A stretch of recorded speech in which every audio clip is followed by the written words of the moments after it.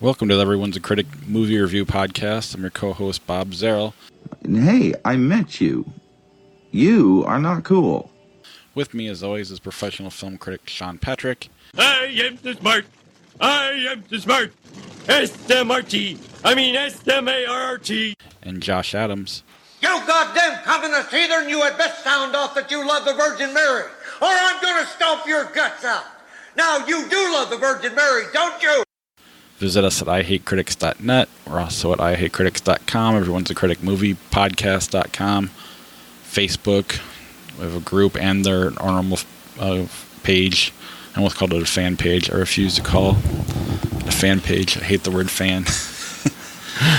Listener page. Nobody's listener really page. a fan. They just tolerate us. It's Right. the Facebook toleration page. Yeah. Twitter, Instagram, our handle is CriticsPod.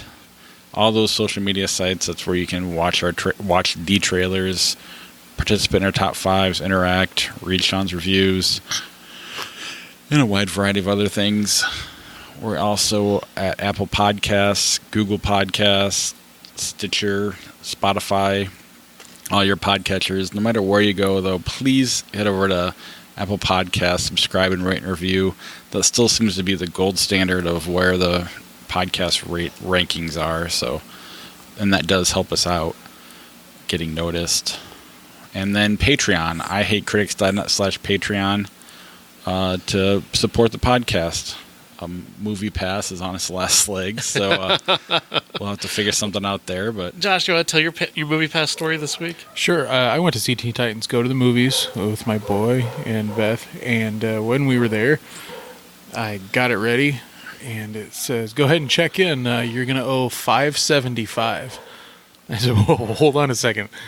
You want to say peak pricing for 4:00 in the afternoon on a Saturday? Fine. It's a weekend. Fine. Eat me, but fine."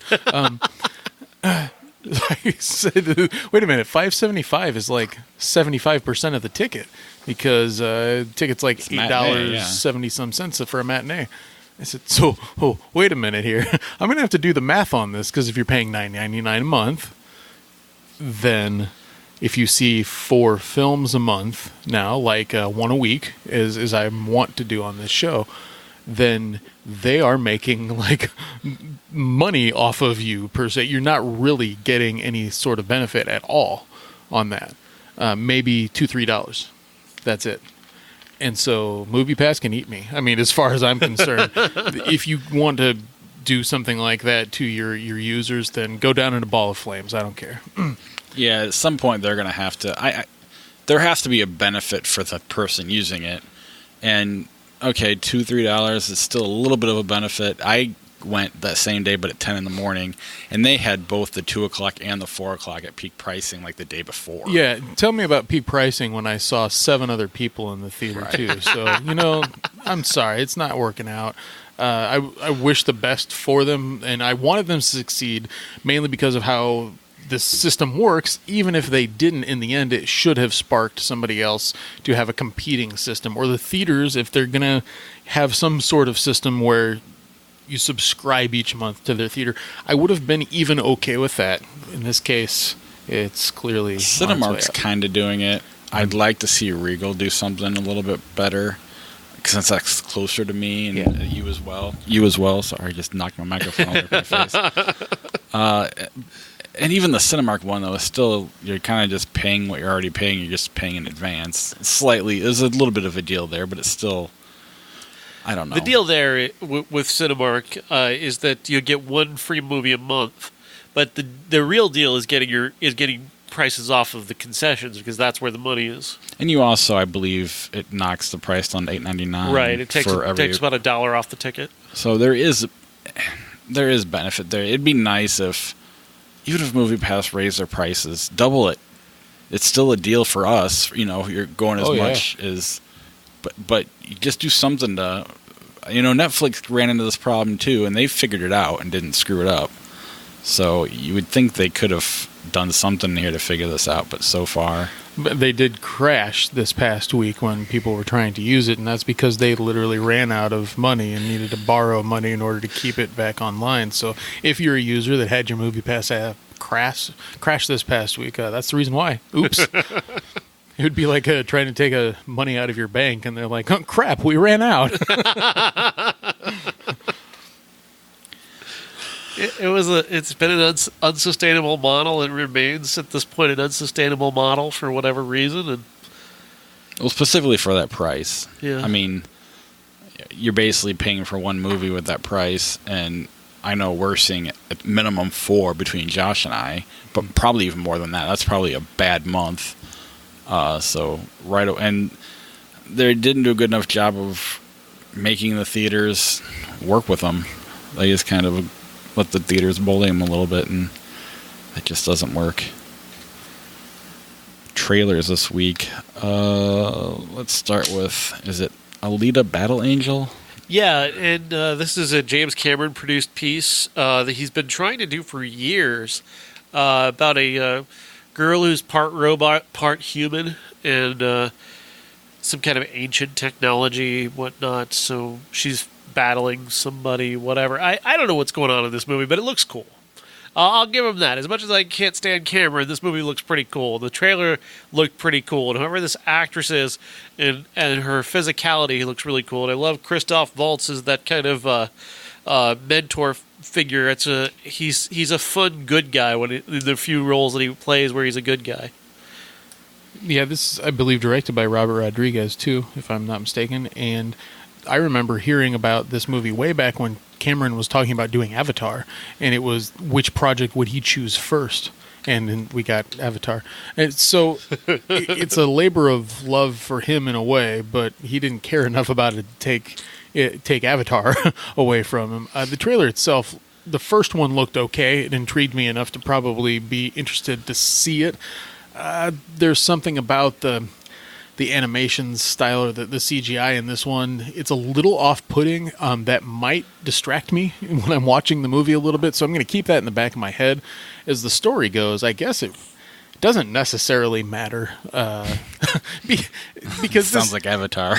yeah, because this one looks like one of those movies that wants to push the boundaries of technology, not necessarily blow you out of the theater because of how tight the story is. I think there's more soul to it though because of Rodriguez.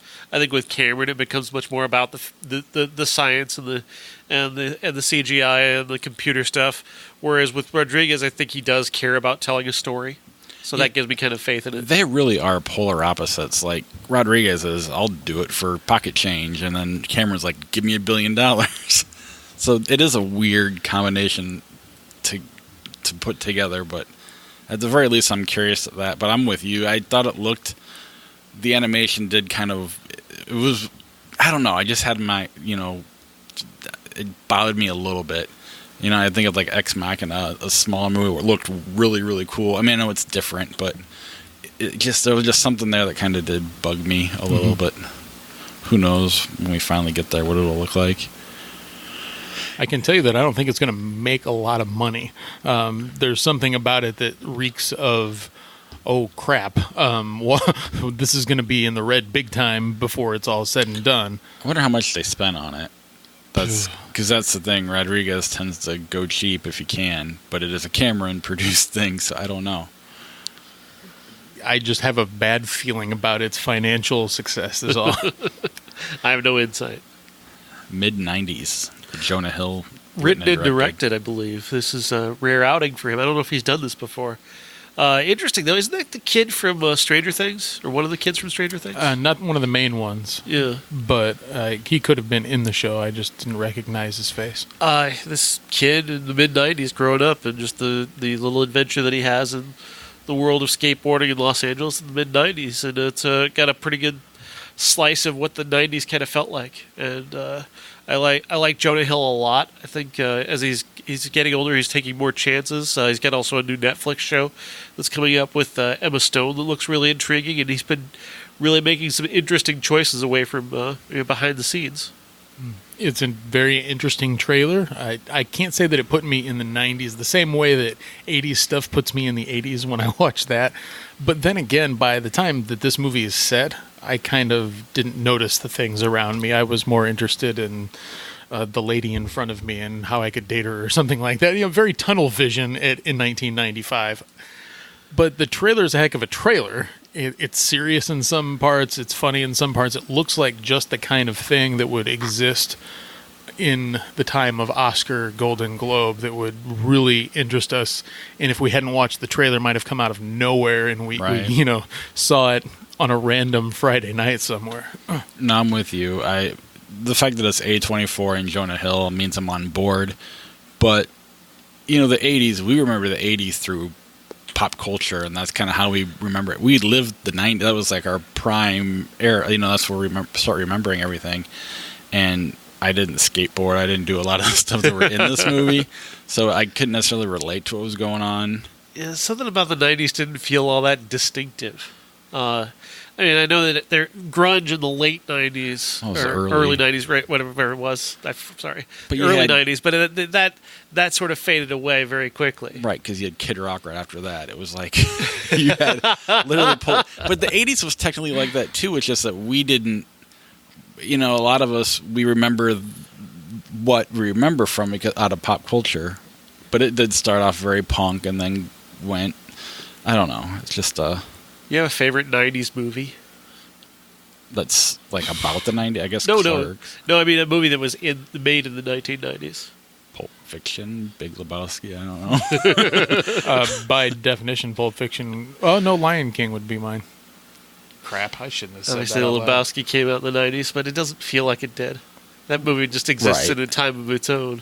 Well, that's the thing is a lot of the who knows when Pulp Fiction came out too? That they came out in '94, but who knows? That could have been the '70s movie for all we Both those movies. And that's my point. Is that the '90s, maybe because it's just we don't have the proper perspective on it, but it didn't feel distinctive. The '80s, at least, with the way that MTV sort of defined the culture, it does have a feel. And there's certainly there was a distinctive look in fashion, and certainly the '90s had maybe, like I said, the grunge look early on. But then as the went on, did it really have anything definitive or distinctive about it? I'm wondering, how old is Jonah Hill? Is he slightly younger than us or our age? I'd say he's early 30s. Yeah. So Okay, and that tells me something there. As 16-year-olds in 1995, 18, 19-year-old perhaps, definitely experiencing it differently than the kid in this story will be too. 12, 13 years old, maybe this kid. It's a different age and different formative things that are happening to you at a time where culture may have been relevant to him, but not necessarily to us.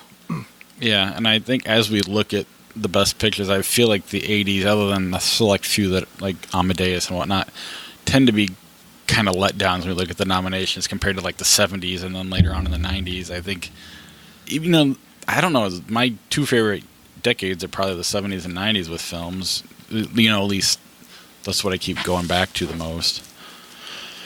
But I don't know. A24 and Jonah Hill has me at least giving it a shot. All right, let's start with Teen Titans Go to the movies. Teen Titans Go to the Movies is a adaptation of the cartoon series. I think it's on Cartoon Network. Indeed. It's a DC property. The Teen Titans are a long-time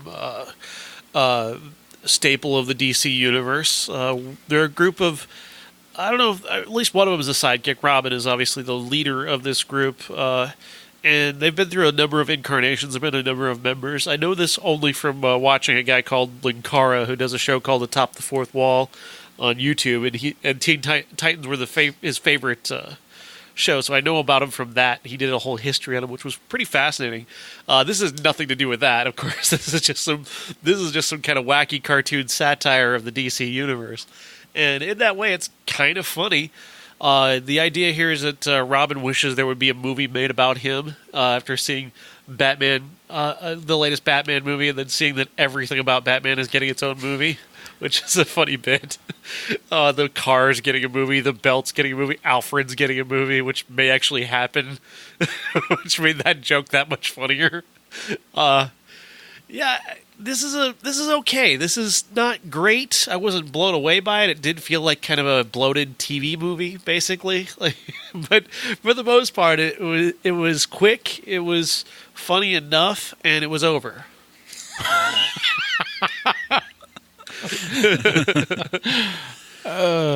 You should talk first. I've never seen the TV show. My kids have, and my niece really wanted to see it, so I took 3 kids to this movie. And you were in hell. No, I mean the kids did make it. I was in hell later on in the week, more so in the theater than this. But I know it was fun. I thought it was clever. I think Lego Batman's far superior, and that kind of beat all the jokes. But this one still is fresh enough to make it watchable and still good. I mean, it's not like you can stop making movies because Lego Batman was so good. It served its purpose, and I enjoyed it. And I thought the poop and fart jokes were really, really funny, and I liked the last line of the movie. I mean, some poop jokes really just like, come on, but this one was just like almost Andy Kaufman-esque funny because they just kept doing it. And it was the same one. It wasn't like a different one, and it grew on me every time. Is a veteran of this show, Teen Titans Go, that is. My son really likes that show, and I was reticent to watch it at first because it looked like a lot of sugar bottled up in 11-minute segments. And it is, but it's the kind of sugar that you continue consuming without necessarily crashing 30 minutes later. Now, just don't watch it for 3 hours in a row because then you'll find yourself as a late 30s individual, drooling onto the floor. It will happen because you can't keep up that energy level. This movie does, though, and as scared as I was that it wouldn't capture that same energy that the show has for that truncated period of time, it does. The first half is better than the second half of this film, but we're talking about 90 minutes here. That's not too egregious to sit through, and there's just enough references in this film to make adults happy, and certainly fans of the show as kids were happy with it. My son was effervescent about how much he enjoyed it. The characters in this film, the little Easter eggs that they have, all of the characters that are lined up for this Batman movie premiere or whatnot, I'm like, ooh. That's literally like the first time these characters have been on a movie screen before. So there's a little piece of at least he got on screen, and including some of the most, the least relevant DC characters of all time, Guardians of the Void or the Unknown, or I can't remember what they're called. I think it's the Unknown, something or other. Yeah, that's funny. I don't know who they are, but they're real. So they're taking DC stuff and making it fun, which is a big deal. And on top of that, the jokes in this one, it's good stuff. I laughed out loud a number of times, and I don't know if that's because my maturity level is met by this film, or if I'm able to take myself and apply my likes and dislikes to a film easily. I can sink my mind into the mind of my son pretty easily, I think. And there's part of it that's like, it's okay to not be mature 24 hours a day, 7 days a week. And I did appreciate the DC movies or the Marvel movies have been, especially like Deadpool and whatnot, they weren't afraid to mention DC movies, and this wasn't afraid to mention Marvel stuff. And Stan Lee. The Stan Lee bits were funny. I don't know. And then even the last line of the movie where they say, "Hey kids, ask your parents where babies came from." That's a good fuck you to parents, I think. I think, honestly, not to overpraise this film, but the DC universe needs this. Okay. It needed this so much. It's so serious all the time. The movie universe is so ponderous that this kind of sense of humor would be a nice injection into that universe. Because it's completely lacking that right now. So that on that level, I kind of enjoyed this movie, and I also my favorite joke in the movie is just Nicolas Cage. That's just the best. Yes. That's the best joke in the movie. Nicolas Cage finally getting to play Superman. Which I knew that, but I forgot about it. And then when I heard his voice, I'm like, oh, yeah, this is amazing. Me too. I'm leaning over. I'm telling my son, I'm like, I'm not supposed to talk during a movie. Because I badly wanted to tell him right then and there about Superman Lives, and I couldn't. So I just wish his character had been designed that way. That would have been awesome. At least for like a minute. How do you like my new look?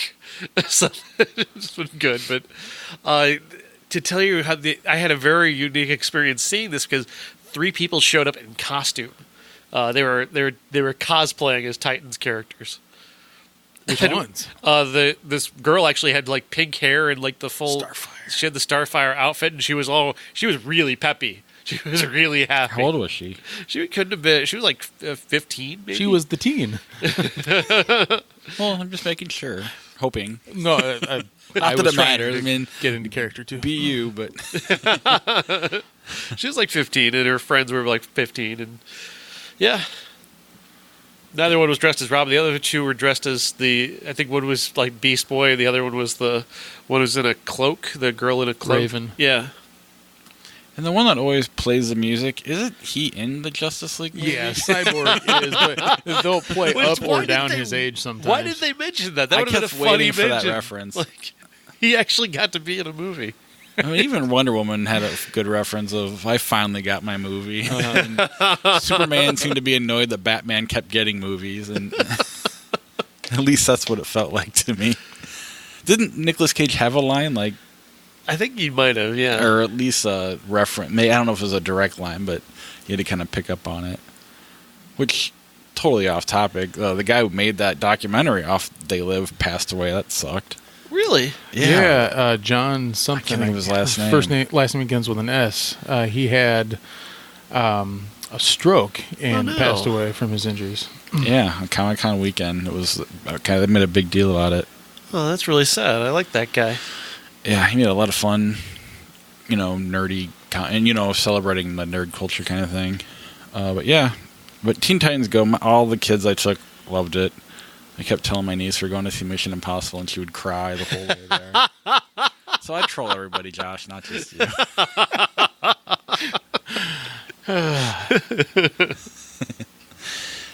But she got me back. She took a sip of my water, and then I saw her. She just licking the all around the bottle. I was like, oh, God damn it. And I got to go get another one. Yeah, that's why you get 2 or maybe 3 straws if you're going to share drinks with the kids, because None of them wanted drinks. Of course not, but then they'll drink your stuff, and they'll lick the outside of it. They'll provide the backwash with the extra food in it. Oh, And then they just kind of hold it in their mouth for a while, and it's just like, come on. Yeah, I don't have kids, so my experience is great. well, even if they're not yours, it's like you want to be nice and share things with them because you're promoting sharing. But then, no, you don't. Yeah, no, not me. But no, if you're thinking about seeing this movie, your kids will love it, and it's fun enough for adults too. And I feel like we did say the DC universe needed Lego Batman, and then what did they do? Nothing really. Wonder Woman. That's about it. So hopefully they can do something to Now use watch, this. they'll make Aquaman really comic, and we'll go, that sucked. Well, you know that they will. I mean, that Comic-Con trailer had what they thought was humor in it. So. Let's move on to, I don't know how weird this transition will be or not, but 3 Identical Strangers, is that right? Or That's am I- this is the documentary that came out surprisingly this weekend. Came out of nowhere, just arrived in theaters. 3 Identical Strangers is a story of 3 brothers who were separated at birth. They were born triplets, and they were then adopted by 3 different families. And this story is very strange because it begins as this kind of heartwarming thing where this guy arrives at college one day and everybody's being nice to him, and he's kind of surprised, like, why is everybody being so nice to me? And everybody's welcoming him back, and he's like, I've just arrived here for the first time. And finally he runs into a guy who explains, you look exactly like this guy who everybody loved who was here last year, named Eddie. And so he takes this guy Bobby to meet Eddie, and Eddie is his twin. And it's like, wow, this is amazing. I have a twin brother. How did this happen? And it's this heartwarming story. And they do a story on it in New York Newsday, and it goes viral. Kind of goes viral for 1980, and it's all over the place. And then, oh hey, this other guy sees it in the newspaper. These 2 guys look exactly like me. Oh, I'm the third brother. I'm their brother too. And so they become superstars. They're on Donahue. They're on the Today Show. They're on everywhere talking about having just met, and they're all dressed the same, and they've all got the same mannerisms, and it's kind of this fascinating story. But it turns out there's this deep, dark secret behind this that is shocking and kind of horrible, and it basically what it boils down to is the idea of nature versus nurture. What is it that creates you as a person? What is it? Is it the parents and the way they raise you, or is it just your innate nature, who you are? You don't change based on where you're raised. You just are what you are. And it seems like at first the way these guys are coming up, like they all have the same mannerisms. They got the same hair. They got the same, they act the same. They seem to think the same. Oh, well, then it must be nature, right? But then the cracks begin to show, and they're together. But then one of them's kind of off to the side a little bit. He's kind of weirder than them, and he's got problems that they don't have. And you start to notice throughout the movie that they're only interviewing two of them, and it slowly sinks into you like, where's the third brother? Why aren't they interviewing him? Because he's not here anymore. And there's a reason he's not here anymore. And as this sort of revelation begins to build, I mean, it's not a revelation because they're not trying to hide it. But it's just something you in the audience are just kind of dawns on you relatively early on. And then the secret comes out about what it is that's led to this, that this was orchestrated, that this was not something that just randomly sort of happened, that a group of scientists got together with this Jewish organization, this adoption agency, and literally decided that on the three families that they chose and placed these kids specifically there, and then would, as condition of the adoption, would show up and interview the kids to see how they're growing up, because they wanted to test nature versus nurture. They intentionally separated numerous twins and triplets across the New York area so they could do this experiment to find out. No, that's cool. It is fascinating, and it's horrifying at the same time. And you must see this. Were they counting on them running into each other? No, they didn't plan on them running into each other at all, but they really didn't make any plan at all. They never published the study. They never told anybody they did it. They gave up on the study, and nobody actually knows what they did with their research. Is there a part of me that's wondering, like, why are these people in jail? For life? You don't do that with white collar crimes. Yes, okay, I'm There's following. some very Much as well you rich, should. very rich people who were involved in this horrifying thing that they did. And the way they talked about it was like, this is just a good bit of science that we're doing. This isn't as monstrous as some Nazi experiment. Yeah. Like, to them, the oops is like, hey, we're rich. It's oops. Yeah. They're not people. As you were explaining this, I said to myself, boy, it would have been really shitty if somebody, like, made this happen.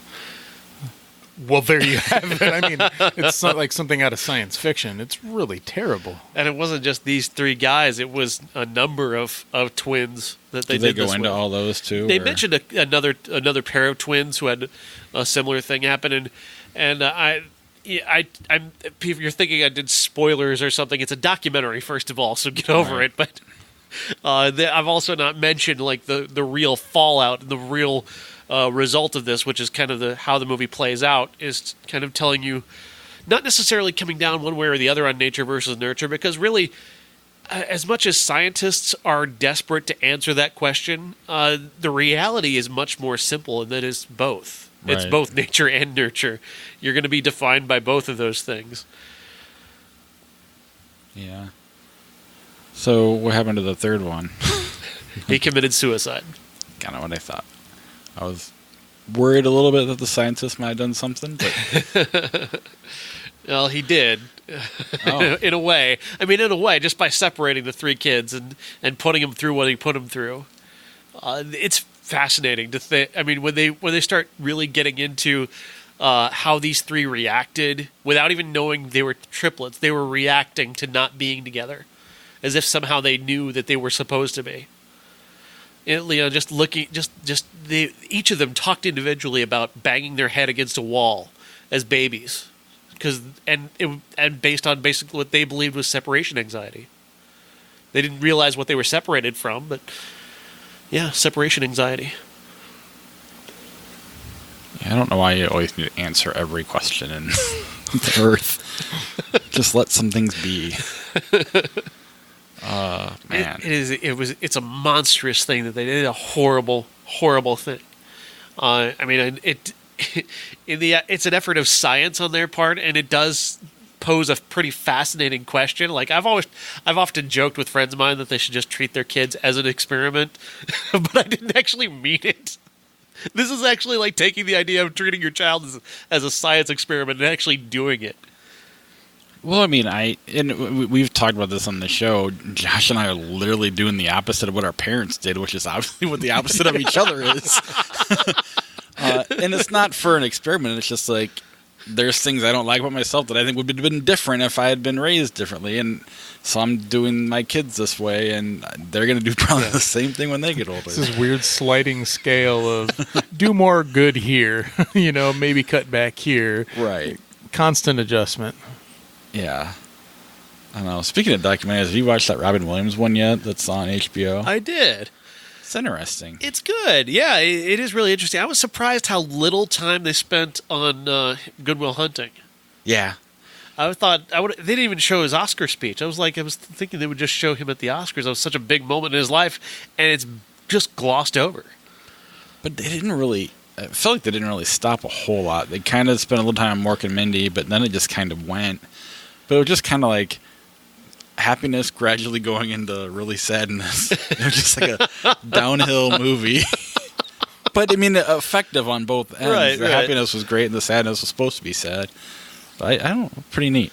It's on HBO, I think. Yeah, Amazon. it's on HBO. And then Mission Impossible Fallout. Yes, the sixth film in the Mission Impossible franchise, and picking up the story off of Rogue Nation, where Ethan Hunt and his team are tracking down what's left of the Syndicate and trying to prevent some nuclear weapons from getting into the hands of the wrong people and being blown up in a plan that is almost eerily similar to Thanos, really. Except this time they're trying to manipulate the markets as opposed to, eliminate a portion of mankind. It's kind of a similar idea, though, and Ethan Hunt's trying to prevent that. Of course, this is all about. A lot of this is about stunts and about big stunt work and about running. All of it. But I thought the underlying story wasn't that bad, and I thought it was effective enough as an action movie that it kind of worked for me. I like Christopher McQuarrie as a director because I thought Rogue Nation was a great improvement over what they did with Ghost Protocol, which I watched Ghost Protocol. I watched all of them this week, and I was really surprised by Ghost Protocol, as big as that Burj Khalifa climb is and this blowing up the Kremlin. That movie kind of sucks, really, because they had to write that movie specifically to the stunts, the building climb and the Kremlin blowing up. They had that before they had a script, and then Brad Bird comes in and has to direct that to those moments, and that kind of sucked that movie down. And then he improved things with Rogue Nation. He wrote this. He still had action beats to be like the airplane thing. They had to put that in there, but other than that, Tom Cruise hanging off the airplane was the only one he had to write to. And then this one he got to actually write as a movie, which I thought was a better approach than having to write the action scenes and then make a movie to go with the action scenes. He actually made a real movie. And I thought it worked for the most part. I was entertained by this movie. Henry Cavill didn't irritate me too much. The big airplane scene where they jump out of the airplane at super high level, I thought was really cool. It reminded me of a story from The Dollop, which I always love that. If I can find something from there where a guy they're jumping out of an airplane, getting struck by lightning as they fall through a storm. I thought that was awesome. So that was cool. Rebecca Ferguson remains awesome as she was in Rogue Nation. She's great here. I like this movie. I think this is probably. I have much lower opinion of the Mission Impossible franchise after this week. Much lower than I had before. Sitting through them all this week was not as easy as I thought it was going to be because Ghost Protocol is pretty bad, and number 2 is pretty bad, and number 1 is abysmal. But I did come away with Mission Impossible 3, which is an incredible movie, both as an action movie and a spy movie and just a real movie. J.J. Abrams directed the hell out of that movie. Mission Impossible 3 is the one I'll stand by. This one, is probably the second best, just by rising a little bit above the other ones. I'm glad that makes my opinion matter now. I mean, I've always felt bad, not going to those movies and hating them without having seen them. Then finally I go and I'm like, this sucks. So I'd seen the first one and I've seen this one, and they're all both. This has a little Atomic Blonde, which is like so much is going on. It's easier to follow than Atomic Blonde, but it's just like, Jesus Christ, you don't got to keep twisting shit around. And the trailer doesn't help either, because it's like, from the trailer you assume Henry Cavill's a bad guy, and then this plays with that the whole movie, but you're kind of already assuming he's the bad guy. And I don't know, there's this end of the movie. They got 15 minutes to prevent this nuclear bomb from going off. Now it takes me exactly 15 minutes from the Moline Airport to the 53rd Avenue where the cinema is. Exactly 15 minutes. And I'm thinking of how it sucks, because I'm always like, I can get there in 10, and then I'm just watching the minutes go by. Here, what does he do? He climbs up a rope to get on a helicopter, manages to take over the helicopter, manages to then crash into the other helicopter while learning to fly this helicopter. Then they have a fight between the two helicopters. While all that's going on, another guy is tying Rebecca Ferguson up, and Simon Pegg at different times. And it's just, even cut down in the movie, it's like half an hour. So even cutting everything out. Oh, and Tom Cruise also has to climb a quarter of a mountain as well. Let's not forget that part.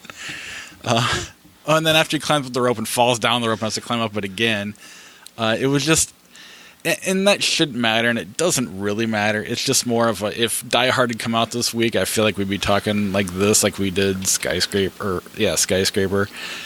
They're different movies. One's a spy action movie, one's more of a thriller, but they're both equally as silly. We didn't watch a classic action movie this week to go along with it to really make it worse. But my kids were restless for the first hour and a half before the action really. I mean, there was little action here and there, but that last, what would you say, hour or 45 minutes where it really got action. My son got more into it. My daughter never got into it. And we did do the D-box seats for the first time ever. Yeah. I just wanted to try them out. And I mean, they shake a lot. It's neat. Sometimes you feel weightless, but they're fairly cheap at 10 in the morning.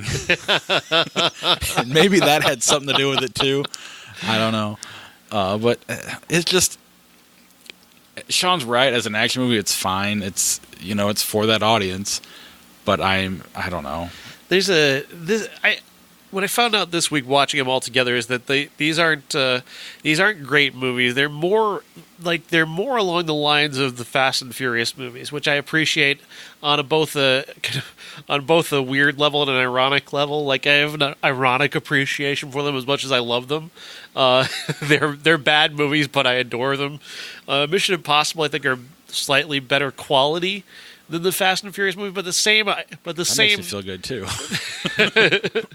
the same sort of low level ambition though, and it's somewhere like the sweet spot for this one, for the Mission Impossible movies, is somewhere between Fast and Furious and the Bourne movies, which the Bourne movies are real serious action movies, and then you got to have a bit of mixture of the goofy of the Fast and Furious and the seriousness of the Bourne movies. Mission Impossible 3 is the only one that really got it right, and then this one's kind of close to that.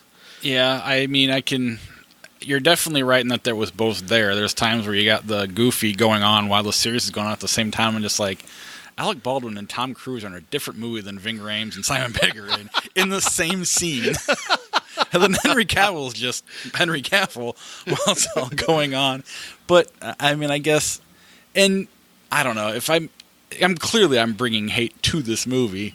But when I see Rampage and it's so silly, I can appreciate something like that. And I don't know, I feel like really with just about any action movie, we could say, it works as an action movie. There's an audience for it. And so I don't know. This has 98% on Rotten Tomatoes. I read a 4-star review on ebert.com. People get beaten down. Yeah, it's stating that it's one of the best films of the year, let alone one of the best action films. Yeah, no. I don't always trust what this gentleman says, but these films to me are on par with Bourne Identity, and there's a reason why for that. The Mission Impossible stakes always seem to be a little bit higher. It's more of a global story. Bourne Identity is talking about like a group of spies and their internal strife and internal struggle. It seems to be mostly like a stateside type of thing, and so it's more of a character study, and therefore I'm cool with it. Like you get more of a character with Bourne.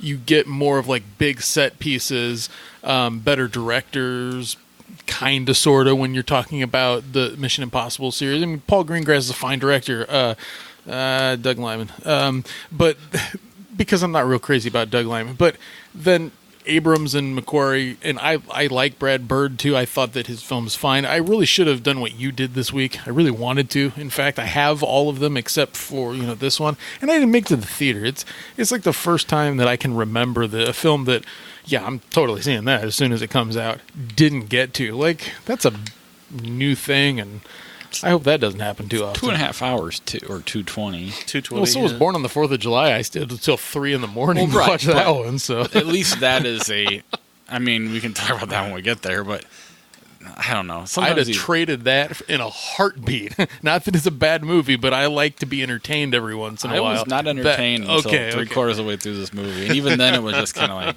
ugh. I got the impression from the trailer and from reading that review and from that critic score of 98% that this is the thing that will make this series like, hey, this is really relevant. You should pay attention to these. These are movies. They aren't just action films. No, they're just action films. And that's slightly disappointing. That's what they're reviewing it on, too, I think. So if you're going to...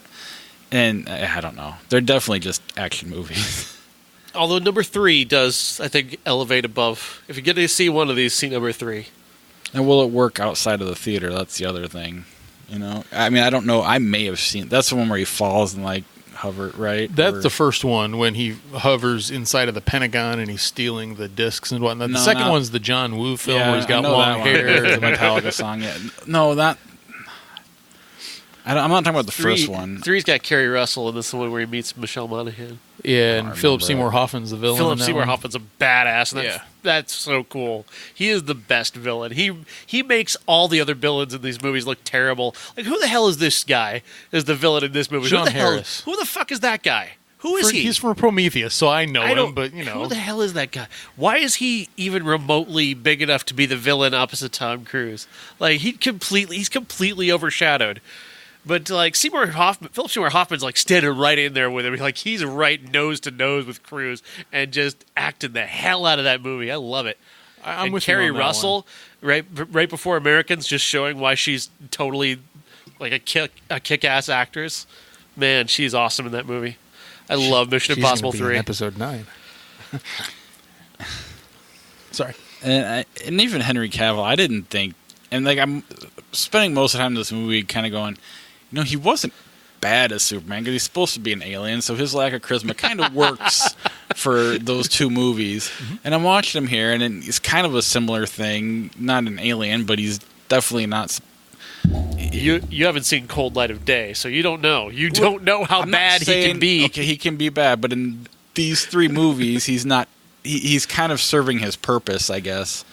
And he wasn't terrible in this, so I got to give him that. He won't give him that he served his purpose. Does his character need the mustache? No. Okay, so this whole nonsense of making Justice League hard to watch was completely especially when unnecessary. It burned his face off like halfway through. Face off. Yeah, I mean, I don't know. You're never gonna get me to. I don't know. I get what you're saying with the Bourne. To me, because the stakes are so high, so much has to go right and be perfect for that to work, and it just kind of lowers the movie-going stakes, I guess, if you will. If I don't really know the words I want to use, but I just kind of feel like I'm watching a cartoon as opposed to the Bourne movie. Okay, sure. Opinion coming soon. Hopefully I'll get a chance to see it this week. But I remember having, you and I had a discussion when Rogue Nation came out that boy, this is just a hell of a lot of fun. And, these make you want to go to the theater because that's the kind of thing that you should see in the theater. And therefore, I know what I'm getting into when I go to see a Mission Impossible movie, even if it's faux stakes, like right. It's screen stakes, but still I eat makes faux me steaks now. It's a tofu movie. Does that mean everything I'm doing is a lie? That is for you to decide, sir. You and your doctor. My doctor's not involved. Yeah, that's funny. But yeah, it's in theaters. If you want to go see it, I'm sure it'll be number one for a couple weeks. Yeah, it's going to be the highest grossing Mission Impossible movie this far. Close to $60 million this weekend. And yeah, and I will, like I said, if we had seen Die Hard, I think people would be reacting harder to it. But I do think having come off of, what was that movie we watched last week? The Sorry one. Sorry to Bother You. Seeing a movie like that in the theater, that we don't get a lot of movies like that, even with the tiny problems I had with it. I'm missing those things, and I'm really starting to want that more and more and more and more and more. Yeah. It sounds like we should open up a theater. Come on, Patreon. Yeah. All right, so Put your top 5. Who's your top 5? let's do our top 5 here, because we're not going to lay off Tom Cruise anytime soon, but why not just get it going? Uncle Jeff did share this, so I will go find, I think he had 2 commenters. Lisa England, she said, I like Top Gun and Risky Business. I watched those before I realized what a massive jackwagon he was. I did not mean to read that part.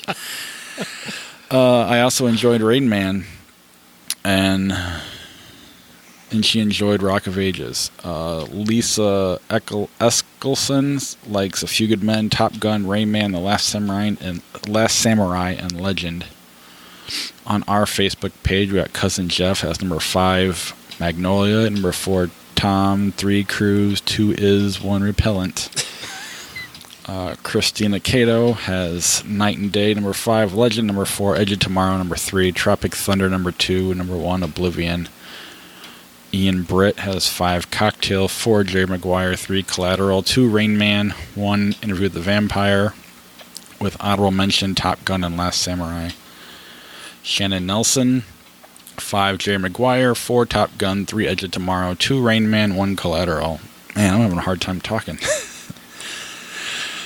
Tracy from New Mexico, number 5, Far and Away, 4, Taps, 3, The Outsiders, 2, Jerry Maguire, 1, Rain Man. Uncle Jeff, number 5, Eyes Wide Shut, 4, Jerry Maguire, 3, Magnolia, 2, Magnolia, 1, Magnolia. Steve Douglas, top 5 movies in which Tom Cruise appears. Having not seen Jerry Maguire, Rain Man, Interview the Vampire, Magnolia, The Outsiders, and Eyes Wide Shut. Let's see. Todd Reamer. The best one recently is the one set in a future war.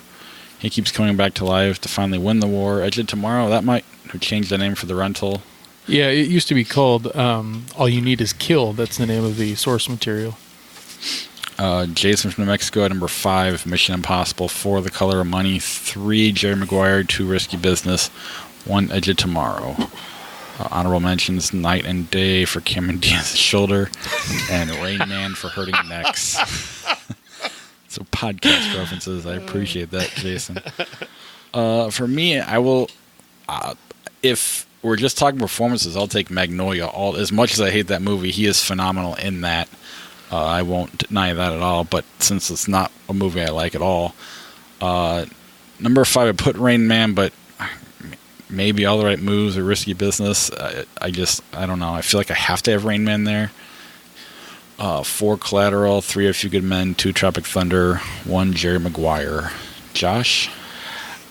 Yeah, I realized after I did my list that, there's others that I missed. I forgot about Vanilla Sky. It should have been at least on the honorable mentions. But number 5 is Jack Reacher. That one kind of surprised me how much he could play the tough guy, and I really believed him as the tough guy.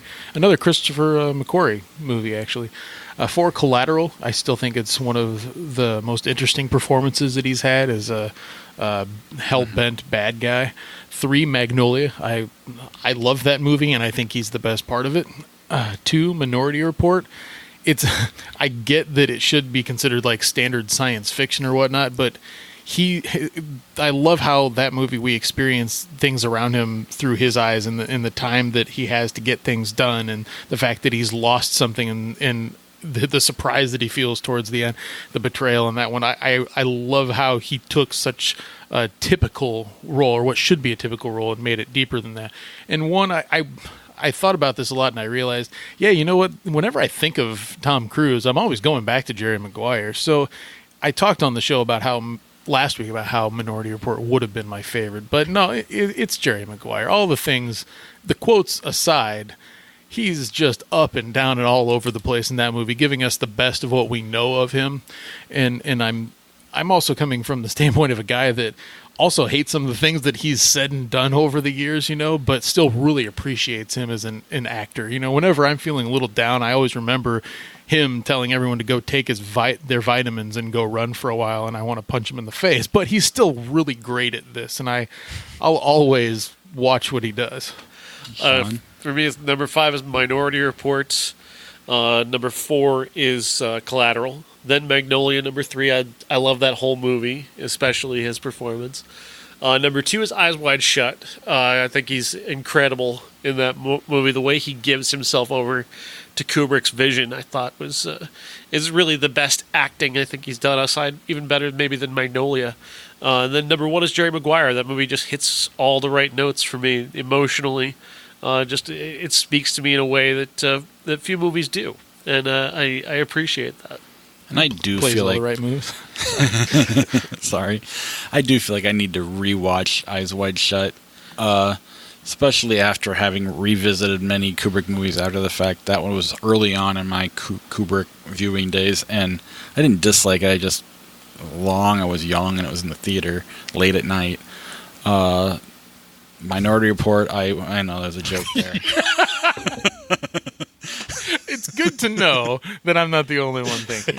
As it was going out of my mouth, I was like, God damn it. I almost a crowded theater. But, as dick jokes go, it's a good one. And then Minority Report, I watched that way back when, but I know people like that one a lot, and I feel like I need to revisit that one as well. Shout out to Dave, one of our movie stars. His favorite movie of all time is A Few Good Men, which is certainly an extraordinarily watchable movie. It's very easy to sit down and watch that movie, like on TV. That one really is easy to watch. Also, obviously, I mentioned Mission Impossible 3. I think is awesome. Vanilla Sky, love Vanilla Sky. Valkyrie is actually not a bad movie, and then of course by far his best comic performance was Tropic Thunder. Oh, yeah. I agree. And notice I didn't say I could kick his ass at all while watching. Not saying I can't. I'm just not going to really even go there because he is short, but he's pretty good shape. Alec Baldwin, though, kicks Henry Cavill's ass until Henry Cavill gets a weapon, and that bugged me. I mean, it was brief, and it was a cheap shot, but still, it's Henry Cavill, who is built like a fucking pro wrestler, and Alec Baldwin, who's mid-60s, late 60s, or early 60s, I don't know. And doughy. He's got that street toughness. I don't know what the. Yeah, that. Yeah, I totally forgot about that. I watched a Mission Impossible Fallout trailer this week where everyone had Henry Cavill's mustache attached to their face. It made that because I've seen the Fallout trailer more than any other trailer in my life, at least 30 times. Okay, and so I feel like I've seen the movie, and I'm so glad that this is going to get out of the theater at least, so I don't have to see the trailer anymore. Thank God. But that was a way better trailer than the theatrical one. Add mustaches to everyone. It was weird to not see the trailer before this movie. Ladies and gentlemen, this is the main event for the linear, legitimate, and universally recognized Undisputed Classic. Our Undisputed Classic this week is Born on the 4th of July. Yes, it's all part of Tom Cruise week because we've got another Tom Cruise movie to talk about later. And we picked his best. Born on the 4th of July is directed by Oliver Stone. It's part of his trilogy of Vietnam movies that includes Platoon and the one that nobody's heard of, Heaven and Earth, which is very underseen and for a reason. This is a story of a real guy named Ron Kovic who went to Vietnam, was very hardcore about going to Vietnam, got injured badly, left in a wheelchair, and obviously eventually became against the war. His experience is fascinating, and he's a fascinating guy. The movie is a tad obtuse. You can sense Tom Cruise trying really, really hard. Like, he is acting the hell out of this, but it's so obvious. Like, he doesn't seem to believe what he's doing. Like, everything about the performance is very false to me. This reminded me a lot of recent Denzel performances where you could, like, especially Fences, where he's just trying to belt everything to the back of the room. You can see all the acting going on, like the real performative stuff, and that's really going on with Cruise. He melts into the performance eventually, like late in the movie when he's opposite Willem Dafoe. He gets actually kind of real, and it becomes like a real raw performance for a little while. But for the most part, I felt it felt false to me. It felt like a guy who was really like trying to act this movie really hard, but not really feeling any of what's happening. And there's a lot of stuff to feel here. There's a lot of deep emotions that are going on. Ron Kovic had a lot of problems. He was like, this is a really depressing thing that happened to him, and he was really bummed about it, obviously, and it hit him very hard emotionally. And to see Cruise just kind of forcing that as opposed to acting it and feeling it out, it took me out of the movie a lot. Can I say that I don't blame Cruise or blame Oliver Stone? Sure, I would say that. Yeah, I do think it's also part of the way he frames it. Yeah, because it's a very false way of framing it. Felt like he was making Tom Cruise look kind of bad at times, and you put him with P.T. Anderson or Cameron Crowe, even whatever in this movie, someone who knows what they're doing. He wins an Oscar, but it just like you could totally see the acting, and it was just bad directing. And part of that comes from what he's trying to do. Like early on, he's trying to force home just how all American Ron Kovic was, and to the point where he's like using the cinematography to try and take you to that time, and it becomes very false as opposed to really feeling the movie. It feels like everything is being forced at you. In terms of just how all-American, you expect him to walk down the street carrying an apple pie, and it comes off as very false. Well, it's like damn cocaine. This is the second time I've seen this week, and I remember now this week what I didn't connect with the first time, which is that feeling of falsivity.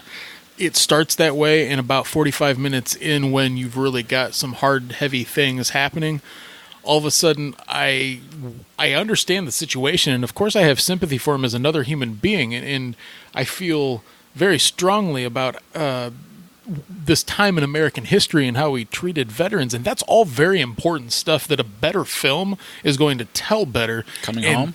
Sorry. I'm sure I haven't seen it, but I mean, no doubt, right?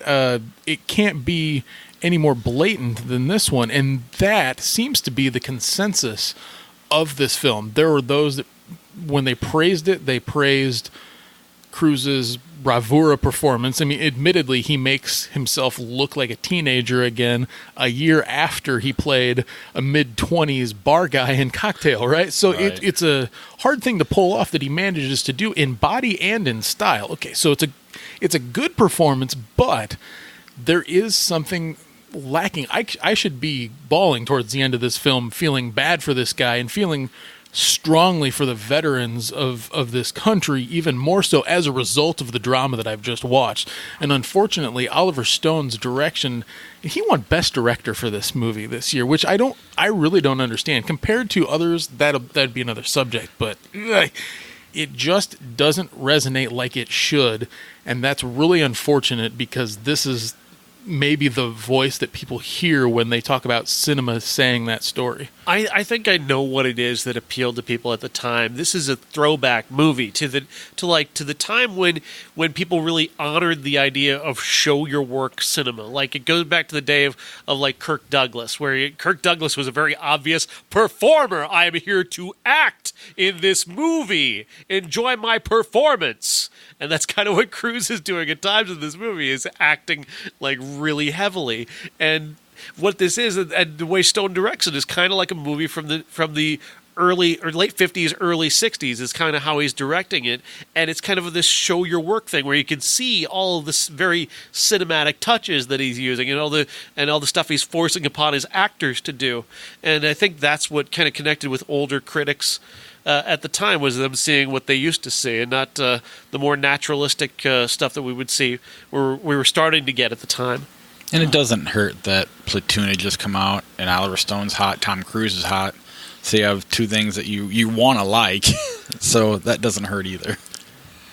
Boy, that's a good point, because Platoon is such a better film than this, Yeah. and says the story of Vietnam fine, and we don't really necessarily need to know everything about this film. But it had been a film that had been in the works for some time, over a decade, that Oliver Stone had been trying to make it. Al Pacino at one point was attached to play Ron Kovic, and that would have been a different film, no doubt. I It would can have been see. a lot the same. It would have been louder. I can see. Well, which Al Pacino are we getting? Are we getting 70s Al Pacino? Or are we getting 90s Al Pacino? Well, that's a good Probably question. Serpico Al Pacino. Yeah, at the time that it Somewhere would in have the been middle. made. But that's not. I don't think this movie is a terrible movie. I don't think it's a very good movie. I don't think it's terrible. Like I said, towards the end, when him and Willem Dafoe are together, those are some raw scenes, and I was feeling that. I was feeling the dynamic between those two. It was frightening. The Dafoe's energy is scary, and the way he's giving energy to Cruise and Cruise is giving it back to him, that felt like I wish that were the movie. And it's not. It's just like 10, 15 minutes of the movie. Right, and well, that goes back to the cocaine because, and Cruise had the energy that Oliver Stone clearly had it the whole time, and then the early parts, there's nothing to bounce off of, so you needed that Willem Dafoe thing to even it all out. I think. I don't know. It just, I guess I won't call it terrible either, but in the sense that it should be way better. That I tend to get harder on those movies than I do Deuce Bigelow or whatever. So I'm definitely disappointed in it because it should be a movie that I wasn't dreading to watch, and then while I'm watching it, just kind of like, ugh. Yeah, there's something to be said about the choice of composer, too. I am a huge fan of John Williams, obviously, but his style of composition does not fit this subject very well because you've got some sweeping measures here that don't fit with the story of America not accepting their veterans and a guy that's personally going through a lot of travail. I can't imagine see this movie with Willem Dafoe and Tom Cruise doing drugs and sleeping with everyone, and John Williams is doing the score. There's something off about that. Well, it underlines the falseness too of the whole thing. It makes it feel that much more false. Because this is not a sweeping movie. This should be. I mean, it's Oliver Stone. Again, this is another case for me of Oliver Stone promising one thing and delivering another thing, which is kind of what he's done for me throughout his entire career, is promises something and then doesn't deliver it. Yeah, and I feel like as we go back and watch movies, there are some I do like, but as you revisit them, you do start to see why he's not that great. I mean, Scarface is a perfect example, a movie everybody loves, and I think they're loving it for the wrong reasons anymore, but that was a movie I liked and then gradually started liking less and less and less, and it kind of goes with this. Not so much Platoon, but Wall Street, and other movies that just aren't quite. I mean, even JFK, as much as I do still enjoy it, I didn't like it as much as I thought I did, and it just seems to be the story of Oliver Stone. Yeah. Narrowed down, it's Platoon and Wall Street for me. I still really like Wall Street, and then what? I mean, JFK is really long and has some of that same falsivity from this wrapped into that, where he's trying too hard to make it look like it's set in the 60s, where it doesn't seem very natural. That's a director's thing right there. Right, and like I'm afraid to do natural born killers because I know that's one that's similar to Scarface, and I got bad news for you. oh no, I know, but none of you want to watch it, so I'm not too worried about it.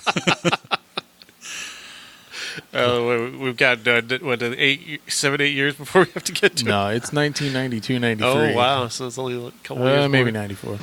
Number 18 in 1988. Squeezed and pulled and hurt my neck in 1988. Squeezed and pulled and hurt your neck in 1988. 1988. Let's stick with Tom Cruise, shall we? Might as well. Cocktail turns 30 this week, and what it reminds me of is the trade of my Mark Grace card. I love the music of this movie at the time. Obviously, Kogmo was a huge hit. There's other songs on it, including Bobby McFerrin's "Don't Be Happy, Don't Worry, Be Happy." Don't be happy. Don't be happy. Okay, that was just my soundtrack. You just defined my experience of this movie. Yeah.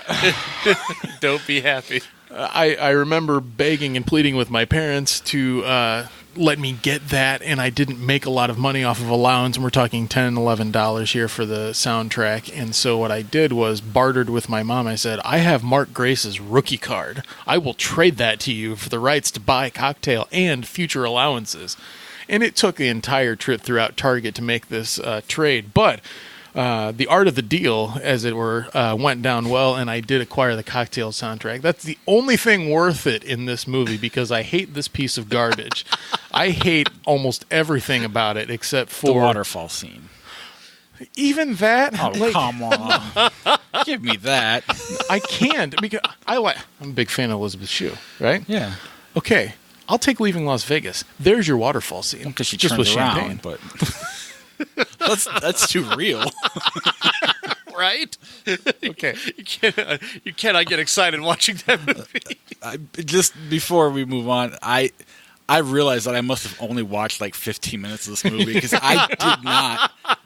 I know I had seen it, but as I'm watching, I'm like, I don't remember any of this. I just remember that section where he's with Elisabeth Shue before he cheats on her. Right. That's all I remember from the movie going into this. And I liked that part, but everything else is just, and I like that part for no real good reason. It's just watchable. It's nonsense. This is like a soap opera played out as a major motion picture starring the hot star of the day. And I mean, boy, he sure looks good on the poster, and boy, Elisabeth Shue sure looks good, and her name's Jordan. Even something about that creates this like false narrative that you're watching a real movie. It's a piece of garbage. And I mean, I was excited to see it as an adult with all of this thought of what it could be, because as a kid I wasn't allowed to watch it for obvious reasons. There's so much bullshit going here. You hate everybody.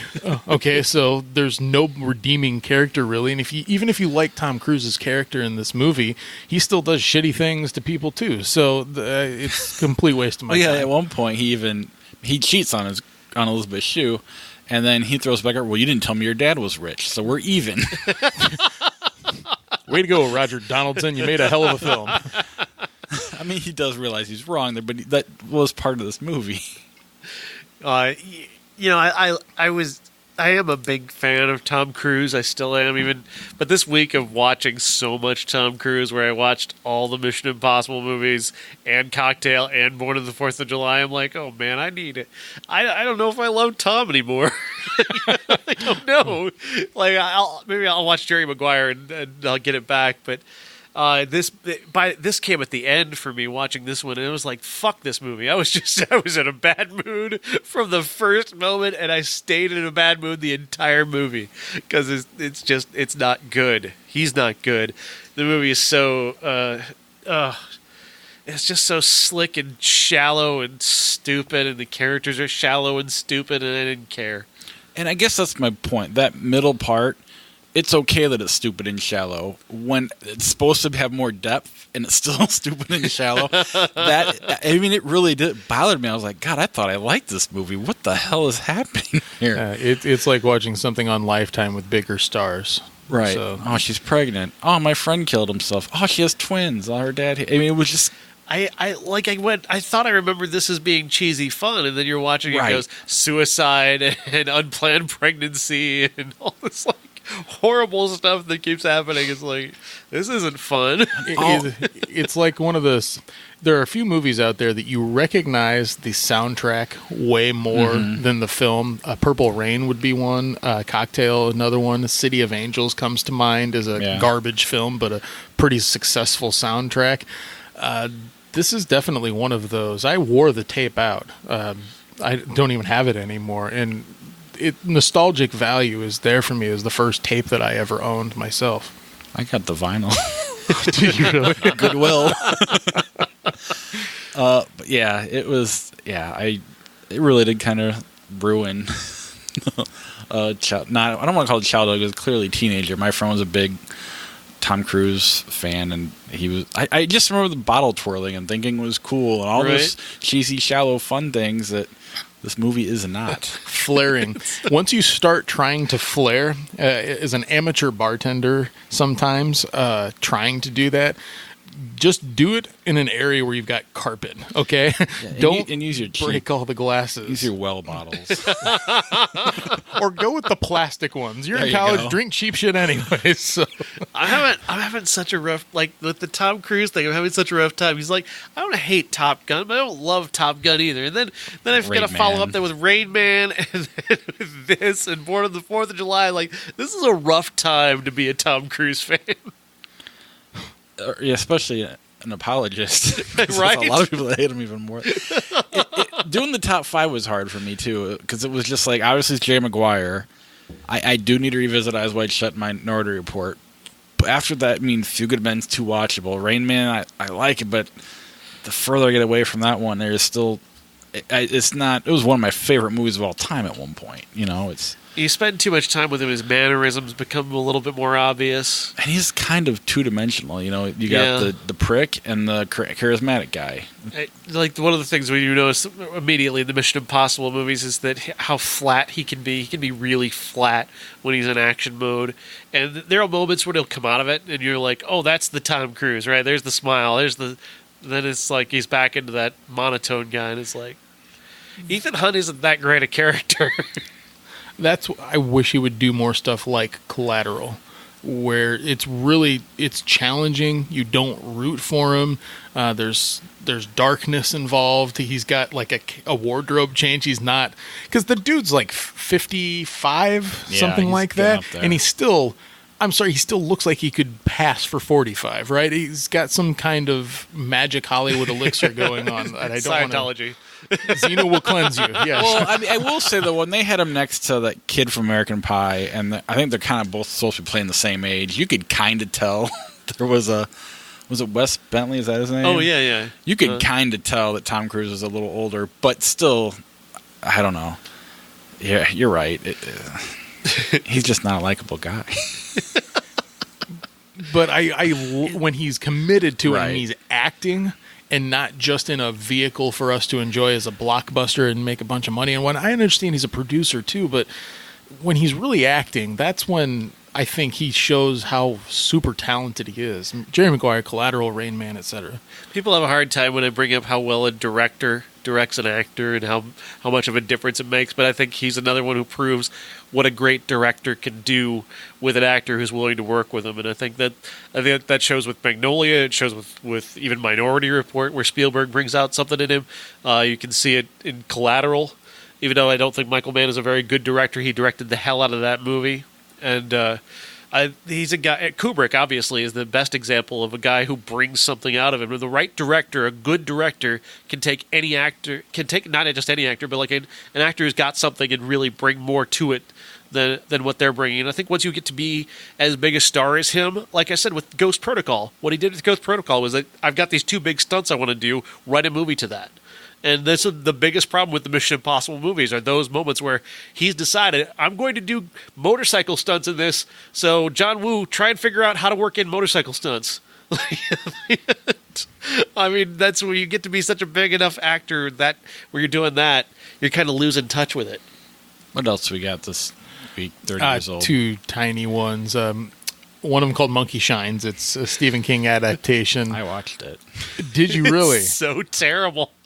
It's Okay. so bad. The lead actor's name I didn't recognize, but I saw his face, and I'm like, I know this guy. I could not have sat through a whole movie watching that guy. So please tell us. In fairness, I had my back kind of to it doing work, but it was on because it's free on Hulu. Yeah, it's not good at all. Oh, it's so bad. You got to listen to the How Did This Get Made episode on this movie. Really? It's so funny. This is directed by George Romero. That doesn't mean it was the 80s. You know that things happened. It just there's a story there, of course, because he was the independent director who's doing something out of nothing, you know, with his zombie films, who decided to do a studio film, and this is his first studio film, and it only grossed like $3 million or $5 million at the box office, and had a budget of $7 million. So, well, I remember the cover with that little toy monkey that's not in this movie. But I had that toy monkey, and it scared the crap out of my friends at 2 a.m. So bad, but it is funny bad. I guess if I paid enough attention to laugh at it, it would have been better. But I kind of took it at face value, and yeah, don't watch it. And then what, Pippi Longstocking? Yeah, the New Adventures of Pippi Longstocking, you can skip it. Yeah. I did see it as a kid, but have no memory of what it's about. I don't think our demographic gives a shit about that one. Nope. So that means, what do we got next week? I didn't close all that, did I? Christopher Robin. And, that's right. Christopher Robin, a lot of shit. The Meg? Oh, yeah. No, that's the week after. Spy Who Dumped Me, which I've seen. The Darkest Minds. 8th Grade might come out, A24 movie. That's the rumor. So there's a lot going on. Our classic's going to be The Blob, because I do believe The Blob turns 30 as well. The remake of The Blob turns 30. So we're doing the original one. And because of The Spy Who Dumped Me, our top 5 is female duos. So hopefully there's enough of those to exist. I know it's starting to come out more, but maybe it was happening beforehand. Would a trio work in this case? Gotta cut one of them out, but yeah. Okay. That's fine. We can groups of women that you like. I don't know. But yeah, so that is our show. I do want to thank our Patreon supporters. Up here are Key Grip Levels, Jason Bryant, and Charlie Messing.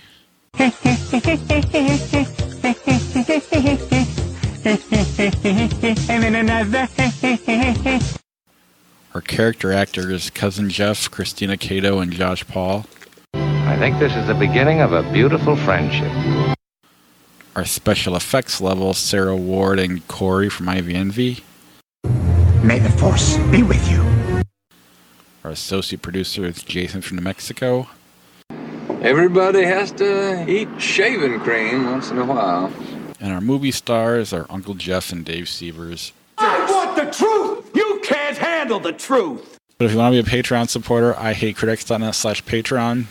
It's the best way to help grow the show, especially with Movie Pass doing what it's doing. So we'll have to figure that out. And other things we're working on. Go to Apple Podcasts, subscribe, rate, and review the show, and help us move up the iTunes charts. All right, we'll see you next week. That ought to do it. Thanks very much, Ray. And we're the 3 best friends that anybody could have. We're the 3 best friends that anyone could have. We're the 3 best friends that anyone can have. And we'll never, ever, ever, ever, ever leave each other. We're the best 3 friends that anybody can have. I mean the 3 best friends that anybody can have. That's right, the 3 best friends. All right, do you guys want to play Flick Chart? Yes. Do we want to play anything in particular, or just go? Let's just go. I don't think we have anything to play with, really. You can't really play with Tom. Yeah, you can't just top Tom Cruise in there, yeah. Godzilla 2014 or The Abyss?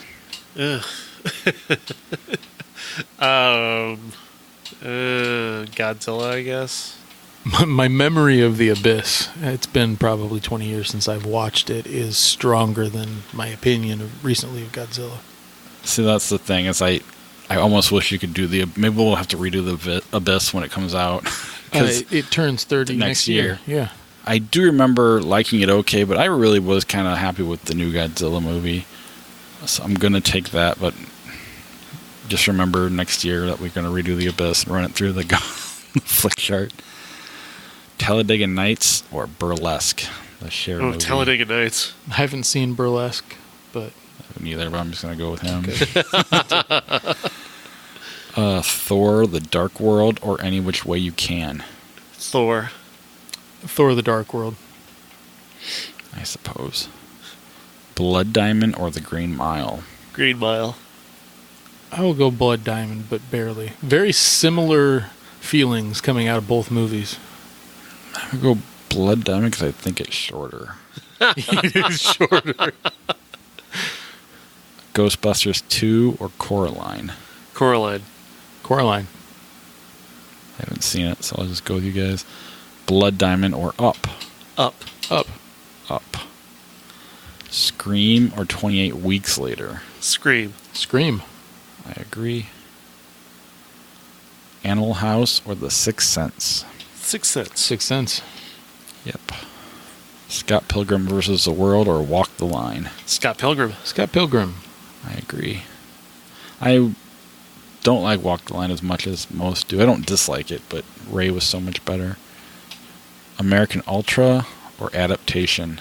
Adaptation. Yeah, I didn't watch American Ultra. I That's didn't the either. Kristen Stewart, Jesse Eisenberg. Yeah, it'll be hard. It's a good movie. Right, but Adaptation is phenomenal. Yeah, Adaptation's no pretty doubt. spectacular. Too Fast, Too Furious, Indiana Jones and the Temple of Doom. It's Temple of Doom, because Too Fast, Too Furious is the weakest of the group. Temple of Doom, even though I haven't seen Too Fast, Too Furious. I can't get over the title. Like, just spell one of them out for me. Ugh. Mary Poppins or As Good as It Gets? As Good as It Gets. Agreed. As Good as It Gets finally gets a victory. It's been a while. Dr. Seuss's How the Grinch Stole Christmas or Land Before Time? The 2000 version with Jim Carrey. Dr. Seuss, I guess. I'm going with The Land Before Time. My memories of the character Ducky in the original Yeah. Land Before Time and the Pizza Hut toys are...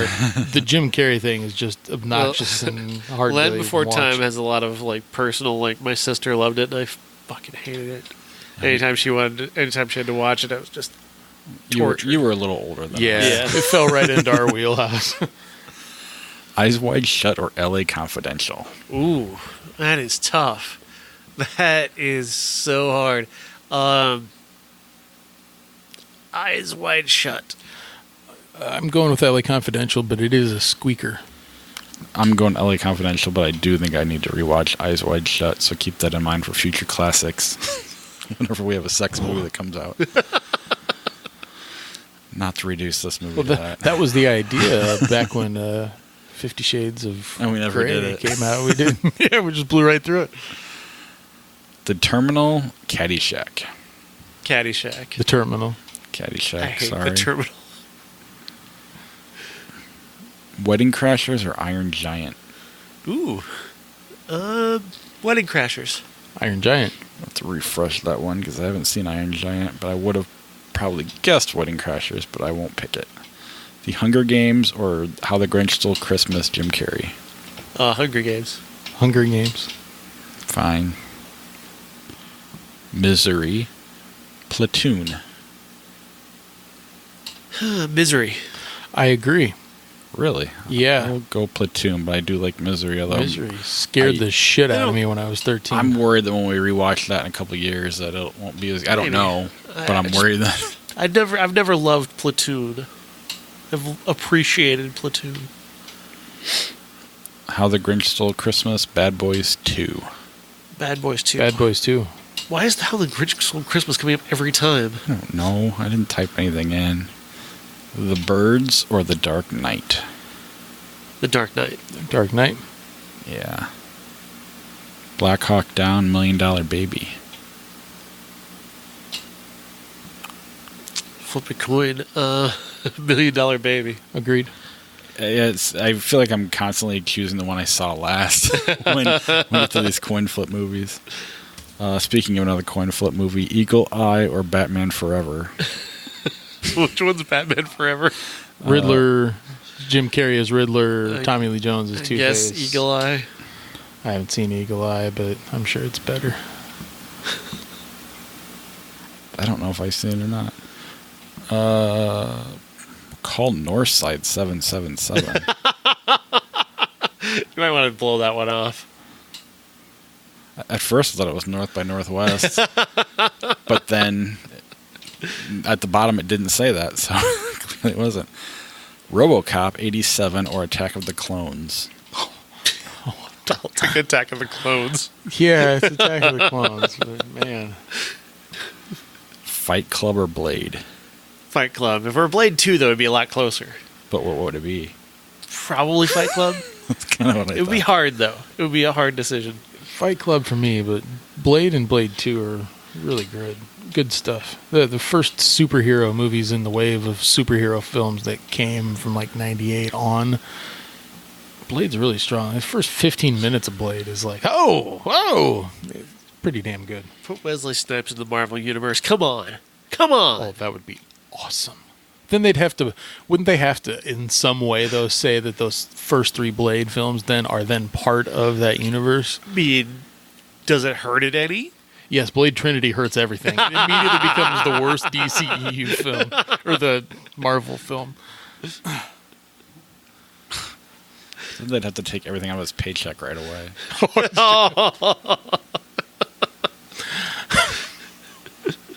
Attack of the Clones or Animal House? Animal House.